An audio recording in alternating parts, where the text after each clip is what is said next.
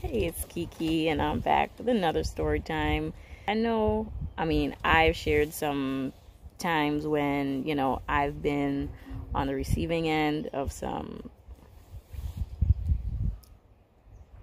prejudice. I'll just call it prejudice, and I'm called what it is. It's not easy. It's not easy to be black in America. It is just what it is. But I also want to say that just being married to my husband, we've been on the receiving end from the other side. So, like I mentioned to you guys before, we had just we moved into this house in Richmond. It was just, to me, it was just beautiful. It was one of those like older Victorian homes. All the homes in this whole neighborhood were like older Victorian homes, just like the tree-lined streets. It was just beautiful. It was just gorgeous. It was predominantly white back in the day. They all got together and they decided to sign this pact, come to an agreement, and they all said, I promise I will not be the first one to sell my home to a black person. That's just what it was. So, for a long time, that neighborhood was all white. And then, of course, inevitably it happened. Somebody sold their home to a black person. And then it was kind of like a flip that switched.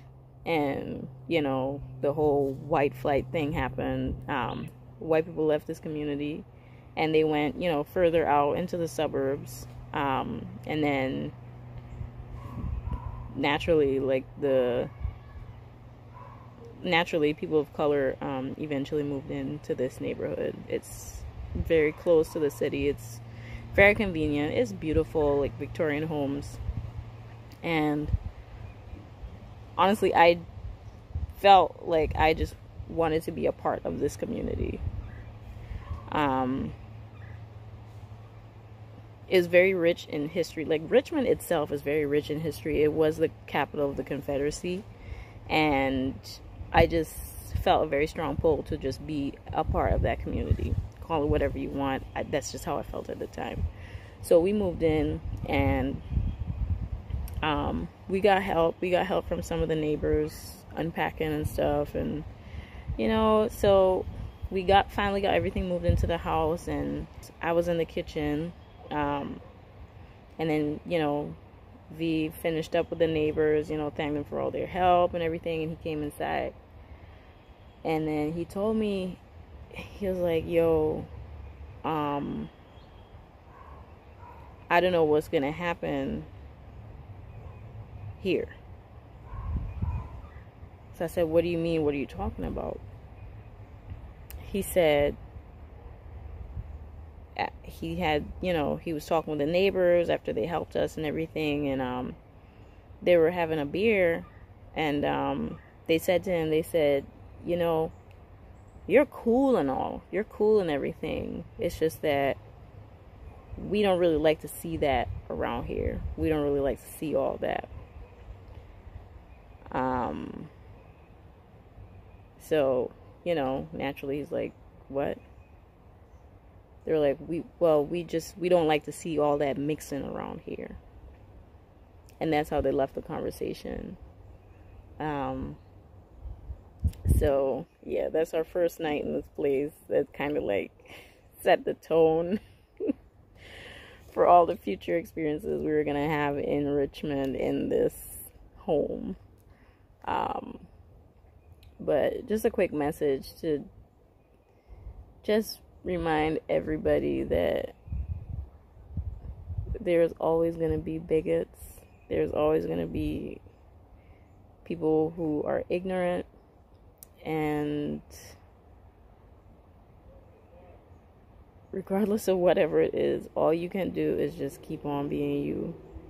Don't let anybody bully you into feeling like you're less than.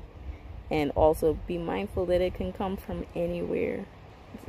Don't just assume that, you have this picture of what a prejudiced person looks like, what a racist looks like, what a bigot looks like. It can look like anything. That person can be anybody. So this is just my PSA. It was harmless. We never came to any, we never discussed that whole thing never came up for the rest of the time that we were there. People being ignorant. But I can see how that situation could have escalated and turned into something completely different with another group, with someone else.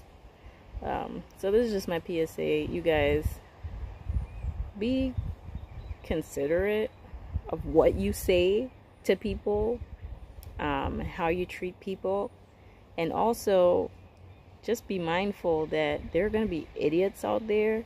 They do not define you, and they do not define your response. Don't let yourself get caught up in a stupid situation because somebody else is an idiot. You just have to keep living your life. Do like Johnny Walker, just keep walking. Or if you don't like scotch, do like Dory and just keep swimming.